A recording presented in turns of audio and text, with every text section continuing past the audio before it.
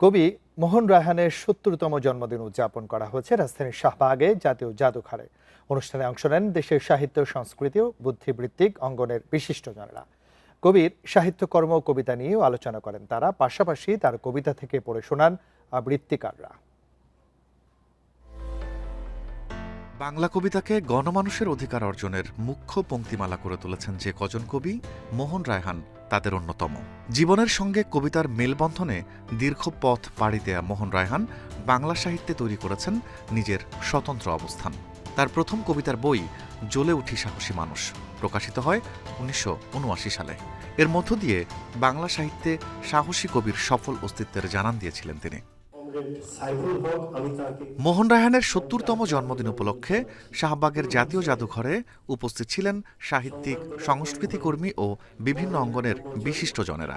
এ সময় কবির সংবর্ধনা গ্রন্থ ও নির্বাচিত ১০০ কবিতা গ্রন্থের মোড়ক উন্মোচন করা হয়।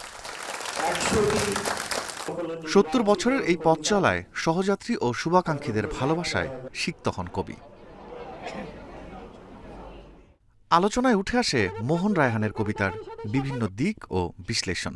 মোহন সম্ভবত সুকান্তের পরে আমাদের এখানে দ্রোহী কবিতা বলি, বিপ্লবের কবি বলি, লড়াইয়ের কবিতা বলি, মোহন আমাদের একেবারে সামনের সারির একজন। কবির দল মনে করেন মোহন রায়হান রাজনীতিবিদ, আর রাজনীতিবিদরা মনে করেন তিনি শুদ্ধমাত্র কবি। তিনি যেমন কবি তেমন বিপ্লবী, একসঙ্গে কবি ও বিপ্লবী। শুধু আলোচনা নয়, কবিকে ঘিরেছিল কবিতার আবহ।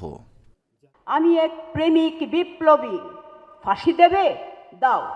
নিম ফুলের গন্ধ হয়তো ভরিয়ে তুলেছে তোমার চারিপাশ। দীর্ঘ পথ চলার নানা অভিজ্ঞতার কথা তুলে ধরেন কবি মোহন রায়হান। কিছুই হতে চাইনি, কোনো কিছুই পেতে চাইনি, আমি শুধু মানুষকে ভালোবাসতে চেয়েছি, মানুষের ভালোবাসা পেতেও চাইনি। আর খুব শৈশবেই এই দেশকে ভালোবাসতে শিখেছিলাম। জন্মদিনের আয়োজন শেষ হলেও তার সৃষ্টির পাঠ ও চর্চা অব্যাহত থাকবে এমন প্রত্যাশাই ছিল অনুষ্ঠানে আসা সাহিত্যপ্রেমীদের। আমার মাথা নত করে দাও হে প্রভু। রিফাত শিশির, ইন্ডিপেন্ডেন্ট নিউজ, ঢাকা।